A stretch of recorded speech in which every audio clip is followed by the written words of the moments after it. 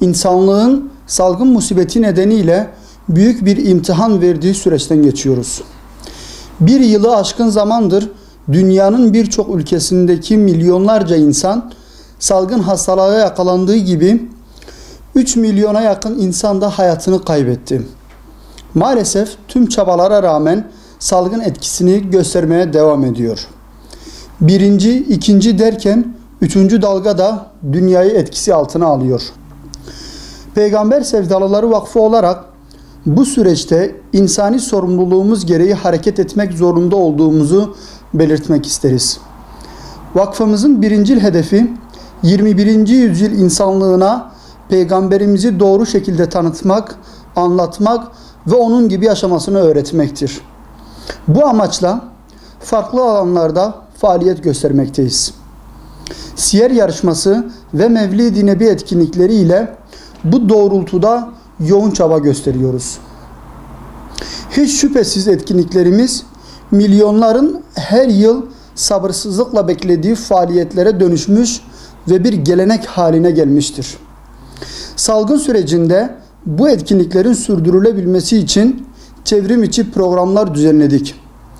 Vaka sayılarındaki azalış, ülkenin kısmen normalleşmesi ve halkımızın yoğun talebi doğrultusunda 2021 yılı Peygamberi Anlama ve Sünnetini Yaşama adlı insanlığın şifası, peygamber sevdası temasıyla Mevlid-i Nebi etkinliğimizi düzenleme kararı almıştık.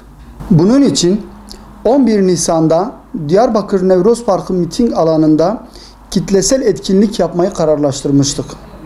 Ancak son günlerde yeniden meydana gelen vaka artışları bu kararımızı tekrar gözden geçirmemize sebep oldu.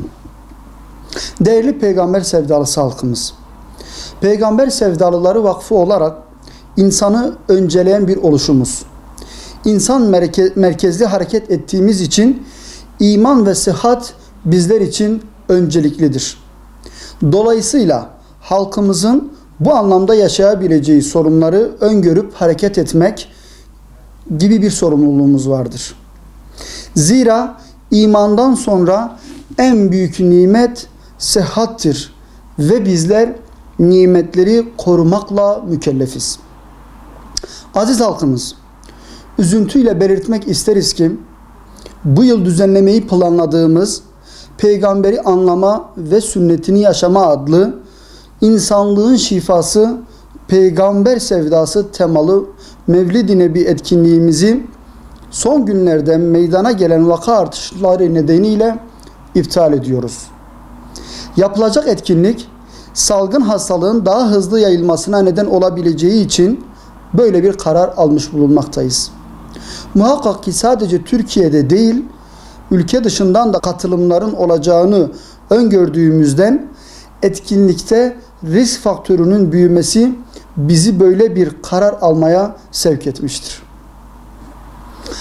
Ancak insanlığın kurtuluşu için Peygamber Efendimiz Aleyhisselatü Vesselam'ın getirdiği ilahi mesajın anlatılması, ümmet oluşumuz gereği bir araya gelme mecburiyetimiz, ifsat çalışmalarına karşın ıslah ve ihya çabamızı sürdürmeye devam edeceğiz. Bu meyanda geçtiğimiz yıl olduğu gibi bu yılda çevrim içi programlarla özel etkinliklerimiz olacaktır inşallah. Rabbimizden dileğimiz insanlığın salgın musibetinden muhafaza edilmesidir. Hastalığın son bulması için sebepler yaratmasıdır. İnşallah özlemle beklenen kitlesel etkinliklerimizi icra edeceğimiz günler kısa zamanda gelecektir. Duamızın sonu Allah'a hamd etmektir.